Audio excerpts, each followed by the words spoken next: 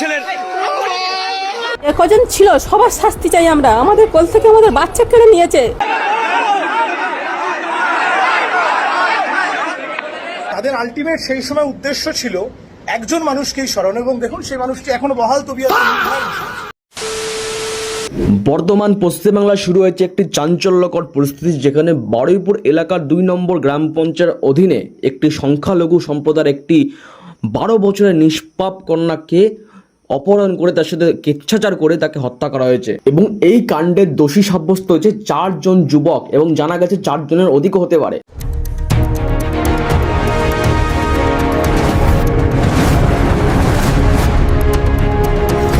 তো নমস্কার বন্ধুগণ, আমি বাংলার বিশ্বনাথ, আপনারা দেখছেন আকাশতুকি নিউজ, যেখানে শুধুমাত্র সঠিক খবর প্রচার করা থাকে। এর মধ্যে না তৈলাক্তযুক্ত রাজনৈতিক কোনো উস্কানি আছে, না কোনো বিরোধীদের চিন্তা ভাবনা আছে। এখানে শুধু ফ্যাক্ট প্রদান করা হয় এবং সমস্ত ঘটনার বিবরণ করা হয়ে থাকে। দক্ষিণ 24 পরগনার বারুইপুরের সূর্যপুর হাটে একেবারে মর্মান্তিক দৃশ্য ঘটে গেছে।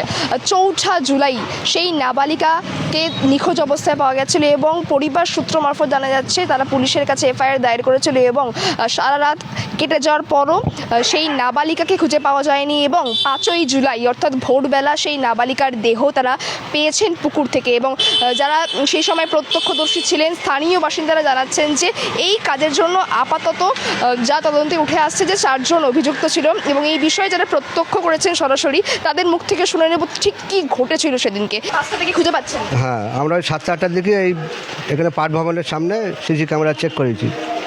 চেক করার পরে তারপরে আমরা যখন ডিটেলস আরও নেওয়া হয়েছে, নেওয়ার পরে যখন জানতে পারলাম যে ছেলেটার নাম গুলে, তো গুলে তখন আমরা ভোর 4টের সময় বাড়ি গিয়েছি।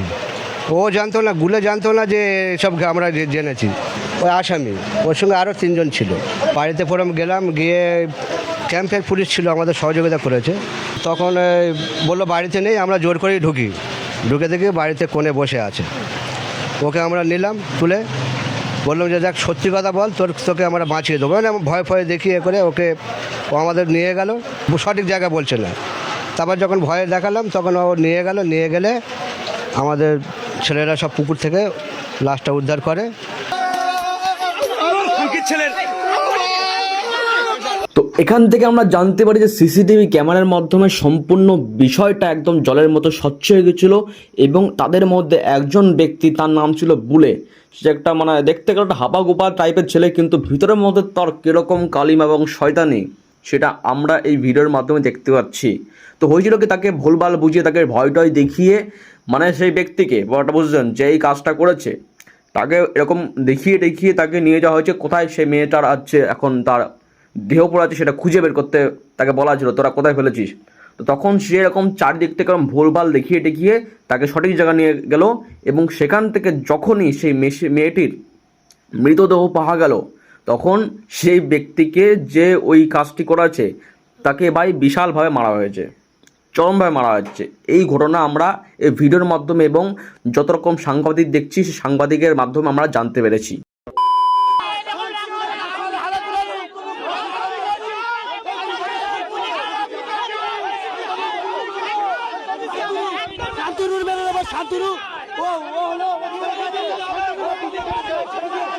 সব কিছুই যখন জলের মতো স্বচ্ছ, আপনারা লাশটা পেয়ে গেছেন, সিসিটিভি ক্যামেরায় ফুটেজ পেয়েছেন, এদিকে একজন আসামি সেও ধরা পড়ে গেছে এবং সে নিজে যে লাশ উদ্ধার করেছে, তাহলে রাজনৈতিক জল ঘোলা হচ্ছে কোথা থেকে? ওটাই তো বিষয়, ওই জন্যই তো আজকে ভিডিও বানালাম। আর এই খবর বর্তমান টিভিতেও চলছে, তাহলে গদি মিডিয়াও এখন এই খবর চালাচ্ছে। তাহলে সম্পূর্ণ ব্যাখ্যার বিশ্লেষণ করা যাক। হ্যাঁ, আচ্ছা নমস্কার, আমি অ্যাডভোকেট অরিন্দম কাঞ্জিলাল। এই মুহূর্তে কালীঘাটপন্থী তৃণমূল হিসেবে বলছি, কোনো এদিক ওদিক করার চেষ্টা করবে না। আপনারা নিশ্চয়ই জানেন যে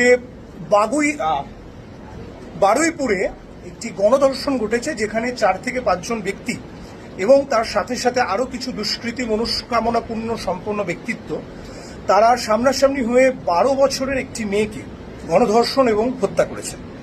এবং সেই পরিপ্রেক্ষিতে নিশ্চয়ই দেখেছেন যে 2024 সালে যখন আরজিকর ইনসিডেন্ট হয়েছিল, সেখানে মেইন স্ট্রিম মিডিয়া হাউস, বড় বড় যারা মিডিয়া চ্যানেল, যারা এই মুহূর্তে ভারতীয় জনতা পার্টির টাকায় বিক্রি হয়ে গেছেন, তারা সেই সময় কি সুন্দরভাবে ঝাঁপিয়ে পড়েছিল। মানে তাদের আলটিমেট সেই সময় উদ্দেশ্য ছিল স্মরণ, এবং দেখুন সেই মানুষটি এখনো বহাল তবিয়তে। বর্তমান সরকারের পুলিশ এই বিষয়ে গাফিলতি করছে, সেটা তো চরম ভুল। কিন্তু মনে আছে তো 10 লাখ টাকা, এটা তো আজকাল হতেই থাকে, এটা তো সাধারণ ব্যাপার। উৎসবে ফিরে আসুন, পুজোতে ফিরে আসুন, উৎসবে ফিরে আসুন। মনে আছে তো তারাই এখন বিচার নেওয়ার জন্য যাচ্ছে। মানে বিচার তো না, একটু ভোটের বাজারে যাতে কিছু ইনকাম করা যায়, সামনে তো অঞ্চল ভোট আসছে, বুঝতেই পারছেন।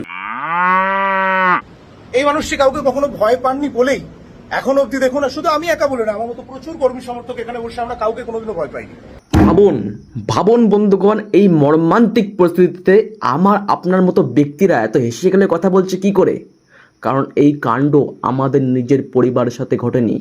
আজকে যে এই রাজনৈতিক এই দলের এই ব্যক্তি, এই তৃণমূল ছাত্র পরিষদের ব্যক্তি, মানে এইখানে তার দুঃখ শোক নেই যে সেই পরিবারে ছোট্ট একটি বাচ্চা মারা গেছে।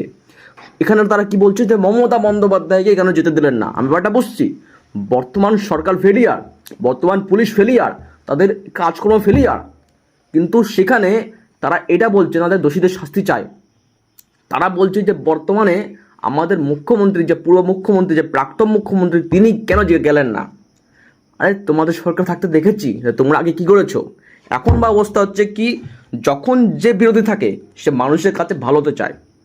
আজকে মনে করুন যে আমি রাজনৈতিক দলের একজন বিরোধী ব্যক্তি, সামনে একটি সরকার আছে, সে রাজ্য চালাচ্ছে, আর আমি তার বিরোধী। তো আমি কি করব, যে আমি যাতে সিটটা দখল করতে পারি, সেজন্য আমি বর্তমানে নিজেকে খুব একটি ভালো ব্যক্তি হয়ে প্রমাণ করব যে আমি খুব ভালো ব্যক্তি, আমি মানুষের পাশে দাঁড়াই, মানুষের পাশে থাকি। তো এই হচ্ছে বর্তমান অবস্থা। বর্তমানে এই আগের সরকার যখন তেনারা বিরোধী ছিলেন, তখন মানুষের মনে একটি আশা জেগেছিলেন যে আমরা আপনার আপন লোক। আর বর্তমানে যখন আগের সরকার পড়ে যখন এই সরকার এসছে, সেই সরকার নিজের ভুল প্রান্তিকে সরিয়ে দিচ্ছে যে আমরা কিছু করিনি, আমরা সব ঠিকঠাকই আছি, বিরোধীরা ভাই খেচ্ছা ছড়াচ্ছে। মানে আপনারা ব্যাপারটা বুঝুন, যতবার সরকার বদল হবে, বিরোধীরা, যা বিরোধী থাকবে তারা ভালো হতে আসবে, ভালো হতে হতে তারা সরকারে আসবে, এবং তারাই আবার সেই খেচ্ছাচার, তারাই সেই কূটনীতি করবে। এই হচ্ছে বর্তমান পরিস্থিতি। এখানে যে বিরোধী থাকবে ভাই, এখন যদি কংগ্রেস বিরোধী থাকতো, কংগ্রেসকে আপনার ভালো লাগতো। এখন সিপিএম বিরোধী আছে, সিপিএমকে আপনার ভালো লাগছে। এখন তৃণমূল বিরোধী রয়েছে, তৃণমূলকে আপনার ভালো লাগছে। যখন এই সরকার পাল্টে, যখন অন্য কোনো সরকার আসবে, মনে করুন সিপিএম চলে আসবে, মনে করুন, তখন আপনার তৃণমূলকে ভালো লাগবে, তখন আপনার বিজেপিকে ভালো লাগবে। এই বর্তমান এই সাইকোলজি খেলা আজকাল এই নেতারা আমাদের নিয়ে খেলছে। তারা সিট বদলাচ্ছে, তারা রাজনৈতিক দল বদলাচ্ছে, তারা সিংহাসন বদলাচ্ছে, কিন্তু আমাদের মতো জনগণ, যারা সাধারণ জনগণ, এই দেখেই তাদের জীবনটা চলে যাচ্ছে। তো এটা কি শুধু রাজনৈতিক দল বদলালেই যে আপনি বিচার পাবেন এর কোনো মানে নেই। আপনাকে নিজেকে বদলাতে হবে। এই সব পরিস্থিতির সম্মুখীন হবেন কি করে যখন রাজনৈতিক দলে আপনার পাশে থাকবে না? কিছুদিন পাশে এরা ছিল, যখন এরা বিরোধী ছিল, যখন এরা শাসক দল হয়ে গেলো, তখন এদের পাত্তা নেই। আর তৃণমূল কংগ্রেস যারা এখন বিরোধী হয়ে নিজেকে ভালো প্রমাণ করতে যাচ্ছে, তারা একসময় শাসক ছিল, তখন কি বলতো যে খুন দশরে 10 লাখ টাকা, বিচার ব্যবস্থা কিছু নেই। তো এই হচ্ছে বর্তমান অবস্থা। ব্যাপারটা বুঝুন। শুধু দলের ঝান্ডা নিয়ে আপনারা যে বিরোধী, তার সাথে নিজে উঠবেন যে পরবর্তীকালে একে সরকার করবো, এই ভালো ছিল, এর কোনো মানে নেই। এইসব বুঝে যখন মানুষকে বলে রাইস তাহলে তুই এটা কর, তুই যে দলে হোক না কেন, তোর করে দিই, তুই যাই হোক না কেন, আমি জানি তুইও পরবর্তীকালে এরকম করবি, এরকম হুমকি দিয়ে দেবেন, তখন ভাই কোনো কিছু কাজ হতে পারে, তাও কোনো গ্যারেন্টি নেই। আমি সঠিক কথা বলি ভাই। অন্য ব্যক্তি নিউজ তুলেন, দেখবেন কেউ এই পার্টি চাটছে, এ ভুল টাকার চেষ্টা করছে, এ আগের ভুল ডাকবে, সবাই ভুল ডাকবে, কিন্তু নিজের যে ভুলকে সামনে কেউ আনতে পারবে না। এই হচ্ছে বর্তমান অবস্থা। কথা যদি বোঝেন, হতে পারে কোনো কথার মধ্যে আপনি বুঝতে পারছেন আমার ভুল ত্রুটি আছে, বা আমার ভাষার সঠিক প্রয়োগ করতে পারছি না, কিন্তু আবেগ দিয়ে বুঝুন, কথাগুলি আবেগ দিয়ে বুঝুন। আজকে যে লাল ঝান্ডা তারা ব্যক্তি দেখাচ্ছি, এরা পরে আসবে, এরা এসে বলছে যে কেন হচ্ছে, সরকার থাকতে কেন হবে, এত প্রতিশ্রুতি, এত কি। আজকে যারা লাল ঝান্ডা ধরেছে তাদের আমলেও এরকম কাণ্ড ঘটেছিল। আর আমি যেখানে থাকতাম, শান্তিপুর তালপুর এলাকা, সেখানে ভাই কুয়োর মধ্যে লাশ পাওয়া গেছিলো, পুকুরের মধ্যে মেয়ে ছেলের লাশ ফেলে দিয়ে গেছিলো সেই টাইমে। তো এই হচ্ছে অবস্থা। তখনকার দিনে খবরে তো উঠতো না, কিছু খবর সংবাদ মাধ্যমে, খবরের কাগজে উঠতো, কিন্তু মানুষ তো পড়তো না।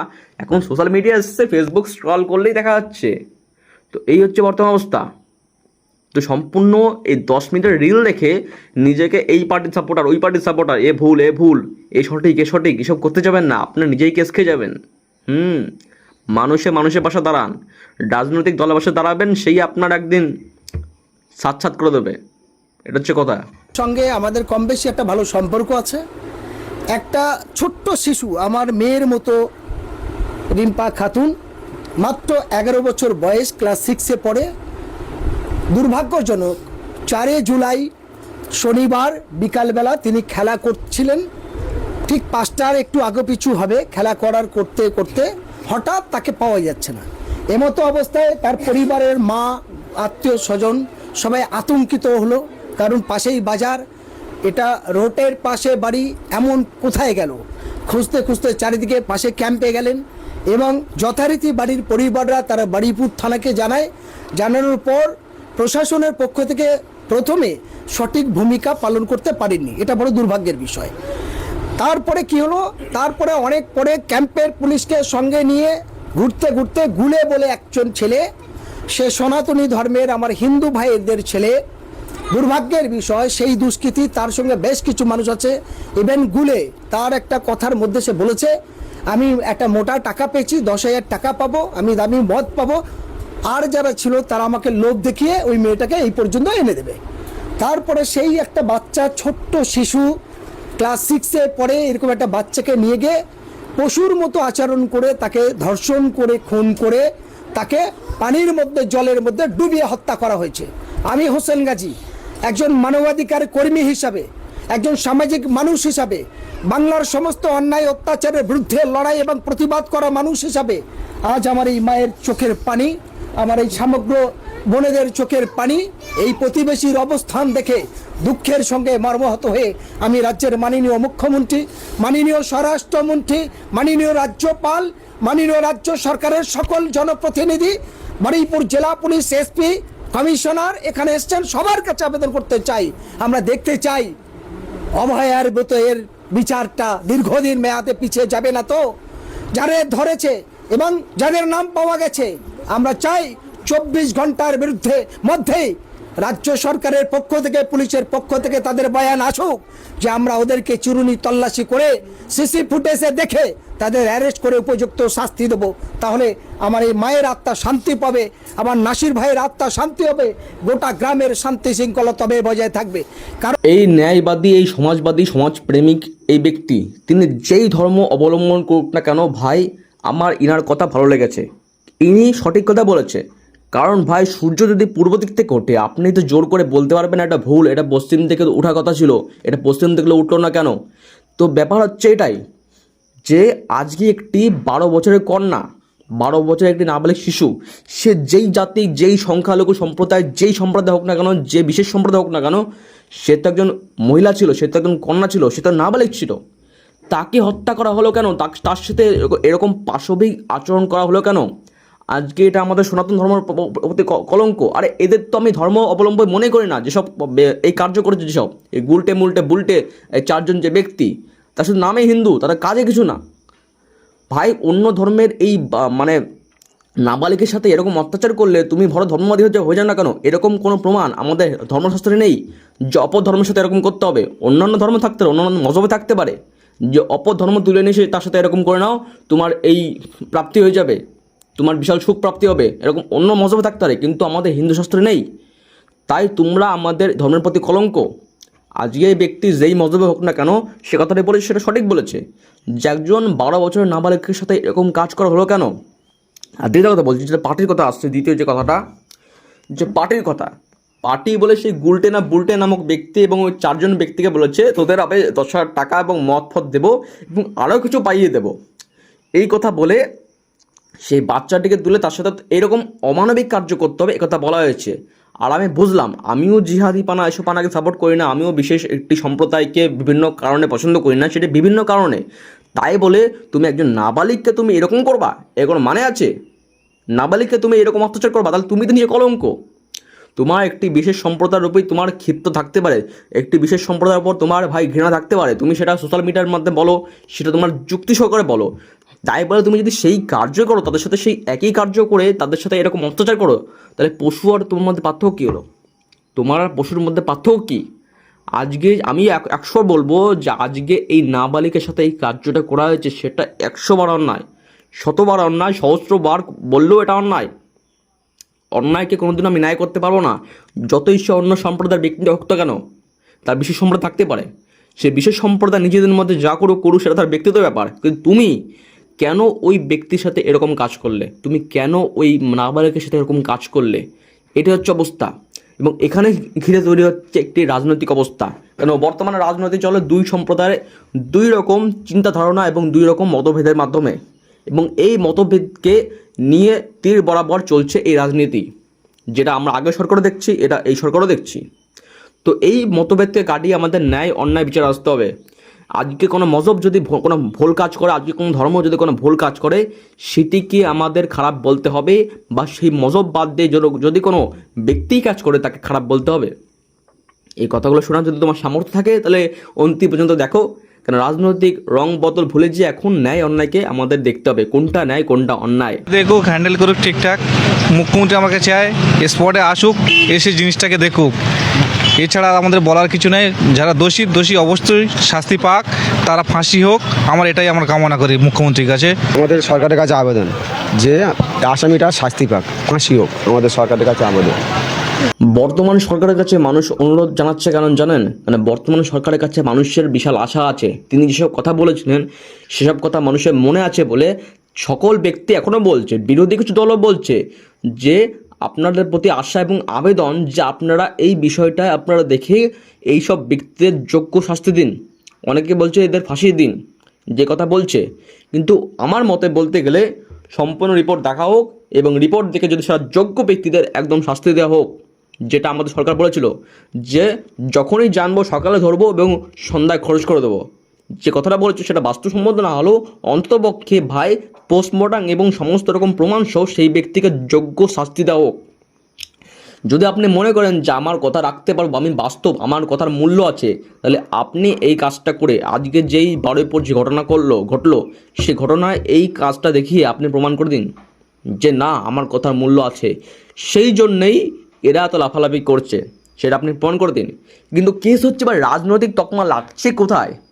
যেই সব ব্যক্তি যে এই 26 সালের আগে যারা এইসব কেস ঘটলে বলতো ওগুলো নর্মাল ব্যাপার, ওগুলো ভাই হতেই পারে, এগুলো হচ্ছে কোনো বিষয় না, কেন এইসব হচ্ছে মানুষ করছে, মেয়ে ছেলে ঘুরছে, এরকম হবেই, এগুলো খুন দর্শন হচ্ছে, এগুলো তো একদম জাস্ট নর্মাল। যারা তখন জাস্ট নর্মাল বলতো তারা এখন বলছে এটা অ্যাবনর্মাল কাণ্ড, এটা সরকারের ভুল। এবং এখন যারা সরকারের কাছে হয়ে বলছে যে এটা ঘটেছে, আমরা বিচার করব, এটা নর্মাল ব্যাপার, তো আগেও হয়েছে, তারা তখন বলতো যে এইটা একটি অ্যাবনর্মাল ব্যাপার, এটা একটি বিশাল গুরুতর ব্যাপার। তো তখন যারা গুরুতর বলতো তারা এখন নর্মাল বলছে, আর এখন যারা নর্মাল বলছে তারা তখন গুরুতর বলতো। এই হচ্ছে পার্থক্য। তো এখানে মানুষের কার্য কি? যে কার্য হচ্ছে প্রত্যেকেই নিজের রাজনৈতিক যে সিংহাসন পাওয়ার যে আশা সেটাই চরিতার্থ করতে এসছে, এটা এছাড়া কিছু নয়। এখানে তারাও আগে যারা ছিল তারাও এখন রাজনৈতিকের জন্য এসেছিল, এখন তারা এখন বসেছে, এবং এখনকার দিনে যারা হেরে আছে বর্তমানে ভোটে, তারা এখন রাজনৈতিক সিট পাওয়ার জন্য তারা এখন লড়াই করছে, এছাড়া কিছুই নয়। প্রত্যেকেই দেখেন রাজনৈতিক কি বলবো, দেশে যখন রাজনীতি সব চালাচ্ছে, রাজনৈতিক বিষয় থাকবেই, শুধু রাজনৈতিক সিট পাওয়ার লোভে মানুষ এসব কাজ করে থাকে। তো এই হচ্ছে অবস্থা ভাই, বর্তমান পরিস্থিতি এরকম। যারা বুঝতে পেরেছে তারা বুদ্ধিমান, এবং যারা বুঝতে পারেননি তারাই খবর দেখে দেন এবং এই একে অপর টিমকে সাপোর্ট করুন। কেউ দোষ ঢাকুন, কেউ নিজের পথ ঢাকুন, কেউ আবার নিজের অপরের দোষ ধরুন। এই হচ্ছে অবস্থা। যখনই নিজের দোষকে বলবে যে তোমার দোষ এটা, তখন মানুষ বলবে না না আমার দোষ না, ওরও দোষ করেছে। এই হচ্ছে অবস্থা ভাই, নিজের দোষ দেখো। বিরোধী তোমরা ছিলে, সে তখনকার দিনে তোমার অধিকার ছিল যে সরকারের ভুল ধরা। এখন এরা বিরোধী এসছে, এদেরও কর্তব্য তোমার ভুল ধরা, ভুল ধরতে পারে, এটা তার গণতান্ত্রিক অধিকার। কিন্তু কথা হচ্ছে যে কি বলবো, যে একজন উলঙ্গ পশ্চাৎধারী ব্যক্তি অপর ব্যক্তিকে বলছে তুই উলঙ্গ, আসলে বাস্তবত দুজনেই উলঙ্গ। এই উলঙ্গ অপর উলঙ্গকে বলছে তুই উলঙ্গ, এই বলছে তুই উলঙ্গ। এখন মাতাল বলছে এই তুই মাতাল, এই তুই মাতাল, এখন দুজনেই মাতাল। এই হচ্ছে বর্তমান পরিস্থিতি।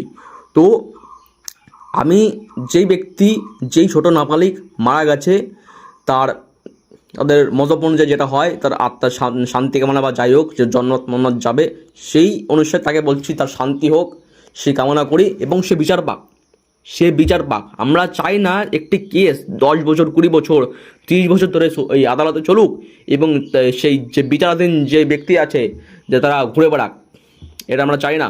সে যেই সরকার থাকুক না, যেই সরকার হোক না কেন, আমার একটি নিজস্ব মজহবকে আমার খারাপ লাগতে পারে বলে আমি কোনো অন্যায়কে প্রশ্রয় দিতে পারি না। একটি নিজস্ব মজহব খারাপ হতে পারে, সে খারাপকে আমি তুলে ধরবো যে না খারাপ, তাই বললে আমি নিজের মজহব কোনো ব্যক্তি অন্য মজহবকে আঘাত করছে সেইটা আমি সে অন্যায়কে বিনা কারণে তারা বা বিনা কারণে একটি নির্দোষ বালিকাকে আঘাত করছে এবং তার সাথে অত্যাচার করছে, এটা আমি সহ্য করতে পারবো না। তো আজকের ভিডিও এখানেই, তো good bye. Accepted disgrace in the place of honor and hatred in the place of love. And yet, Hitachi still died with a smile on his face.